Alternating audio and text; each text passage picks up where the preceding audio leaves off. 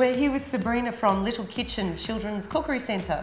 Now Sabrina, tell me, you deal a lot with organics. Yep. Why do you deal with organics for kids?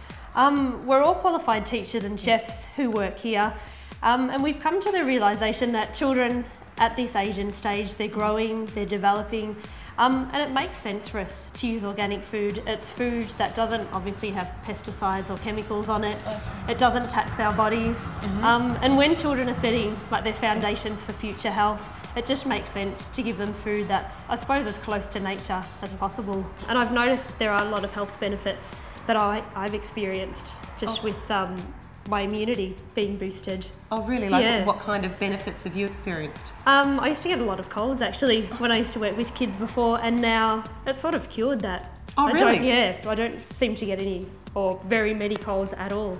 So yeah, that's one of the benefits I've noticed. So do the kids actually learn about organics and why it's good for them? Yep. With the younger learners, we don't try and push it as much, I suppose. We're just teaching them about healthy food all the time. But certainly with the older learners, the teenage years, we do teach them about organics, food miles, sustainability and so forth. So obviously with that age group, you can go into a bit more depth. You touched on sustainability and food miles. Yep. Maybe you could tell us a little bit about that.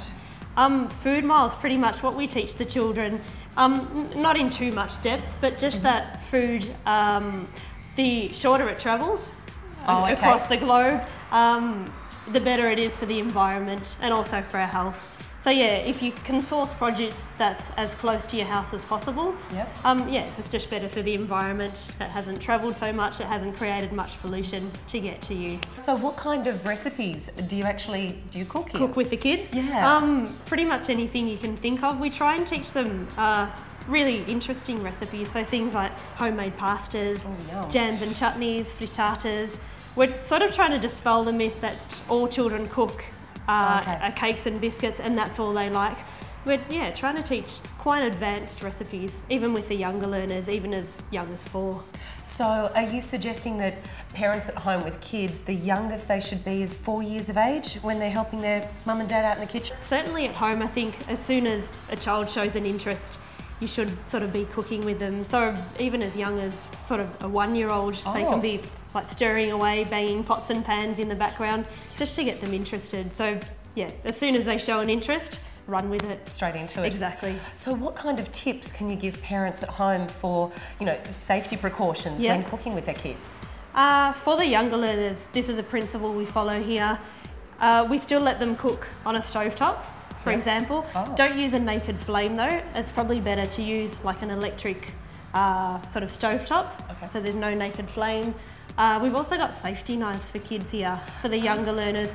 So obviously it doesn't cut fingers, but it cuts fruit and veggies. Oh really? Gives a bit of peace of mind. Certainly does. Yeah. I'm thinking about all those band-aids that kids will have to, stick on. Exactly, yeah, it's a little safer. I noticed just wandering around your shop that you've got little kiddie-size tools as well, the utensils. Exactly, yep. Is that something that parents at home should have? I think it does make it easier for children if they've got the right size tools. They're not struggling away with it. Yeah, it's a bit more achievable to be able to cook with things that are designed for small fingers.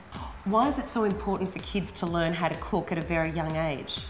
I think, educationally, it covers a lot of capabilities like maths, science, also language. You're reading a recipe together. Socially as well, we go into the dining room here and eat a mealtime together. So there's that social aspect, and it also fosters independence. Sabrina, thanks so much for joining us at Kids Life. Oh, that's all right. Thanks so much for coming to Little Kitchen.